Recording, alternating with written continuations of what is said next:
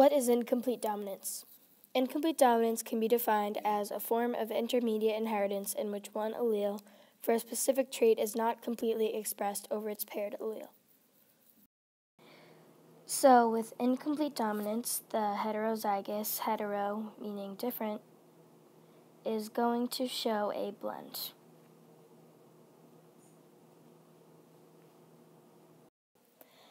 Normally with simple dominance, the heterozygous represents the dominant phenotype. But with incomplete dominance, the heterozygous represents that the outcome is a blend between the dominant and the recessive alleles.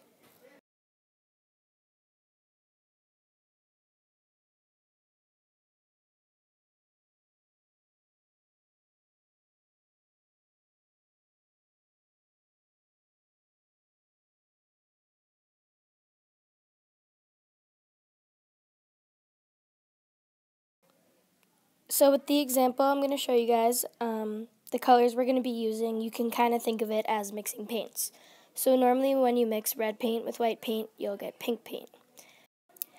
But because we're going to be dealing with crossing flowers, these colors are going to be known as phenotypes or the physical traits. In this case, the red doesn't totally dominate the pink. The pink is just a blend between the red and the white, which we will see later on in the video that pink can be identified as the third phenotype.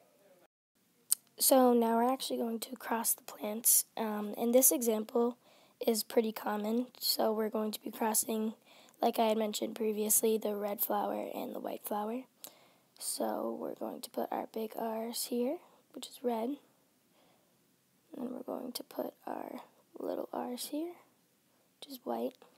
Then we're going to cross them and get big R, little r, big R, little r, big R, little r, and big R, little r.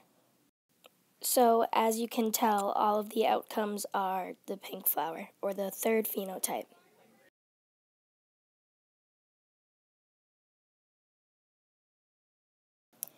So now we're going to show another cross using a Punnett square. And I did mention earlier, but a Punnett square is a diagram that is used to predict an outcome of a particular cross or breeding experiment. So now we're going to cross two pink flowers, which is big R, little r, big R, little r. So we're going to get big R, big R, big R, little r, big R, little r, and little r, little r.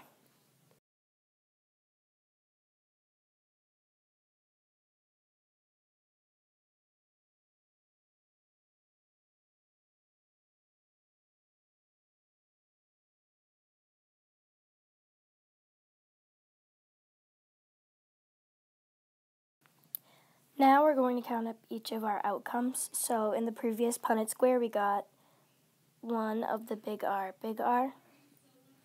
2 of the big R, little r, and 1 of the little r. So this is a ratio, and this right here is our genotypical ratio.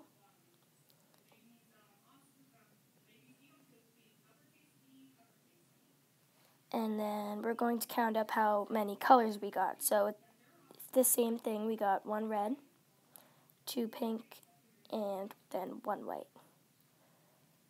But now this ratio right here is our phenotypical ratio.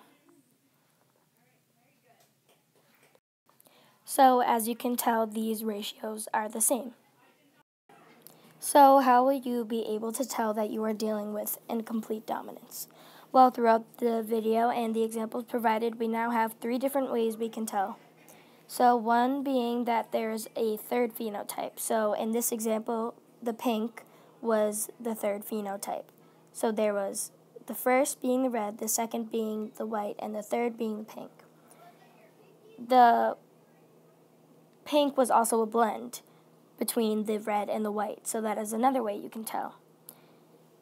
And then the genotypical ratio and the phenotypical ratios were both the same in our example. So those are 3 ways you can tell if you are dealing with incomplete dominance.